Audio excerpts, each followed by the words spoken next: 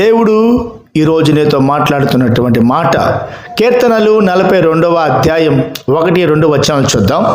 దుప్పి నీటి వాగుల కొరకు ఆశపడినట్లుగా నా ప్రాణము దేవుని కొరకు తృష్ణగొనుచున్నది. జీవము కలిగిన దేవుని కొరకు తృష్ణగొనుచున్నది. నా ప్రాణము దేని కొరకు తృష్ణ కొని ఉండాలి అంటే దుప్పి నీటి వాగుల కొరకు. దుప్పి అడవిలో మేత మేస్తూ ఉన్నప్పుడు ఆ మేత ఒక రోజంతా మేసిన తర్వాత ఖచ్చితంగా నీళ్లు త్రాగాలి. నీళ్లు త్రాగాలంటే దుప్పి ఉన్నటువంటి ప్లేస్కి నీళ్లు రావు. దుప్పి వెతుకులాట ప్రారంభిస్తూ ఉంటుంది. ఎక్కడైతే నీళ్లు ఉంటాయో వెతికి ఆ రోజంతా నీళ్లు ఖచ్చితంగా త్రాగాలి. త్రాగేంత వరకు విడిచిపెట్టదు.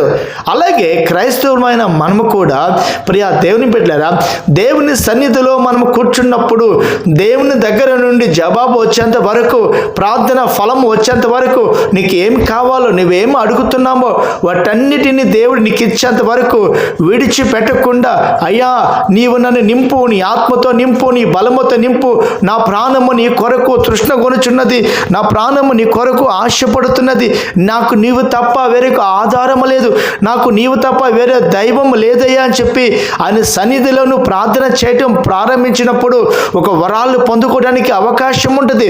అయ్యా నేను నా పాత్ర ఖాళీగా ఉన్నటువంటి పాత్రను నింపండి, బలమైన సాధనముగా నన్ను వాడుకోండి అని చెప్పి దేవుని దగ్గర అడగాలి.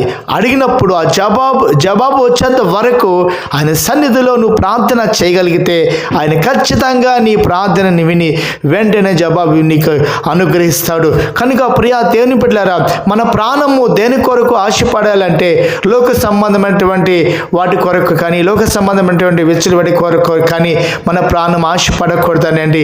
అందుకే దేవుడు మాట్లాడుతున్నాడు, దుప్పి నీటి వాగుల కొరకు ఆశపడినట్లుగా దేవా నా ప్రాణము నీ కొరకు ఆశపడుచున్నది అంటున్నాడు. మన ప్రాణము దేవుని కొరకు ఆశపడినప్పుడు నీకేం కావాలి? తలాంతులు కావాలా? కృపా వరాలు కావాలా? స్వస్థత వరాలు కావాలా? అద్భుతాలు కావాలా? అవన్నీ దేవుడు నీకు ఇస్తాడు. అంటే దేవుని సన్నిధిలో గంటల తరబడి జవాబు వచ్చేంత వరకు నువ్వు ప్రార్థన చేయగలిగితే, ఆయన కొరకు వెతుకులాటను ప్రారంభిస్తే, ఆయన సన్నిధిలో సజీవ యాగముగా నీవు సమర్పించగలిగితే దేవుడు నీ దాహాన్ని కూడా తీర్చివేస్తాడు. Praise the lord.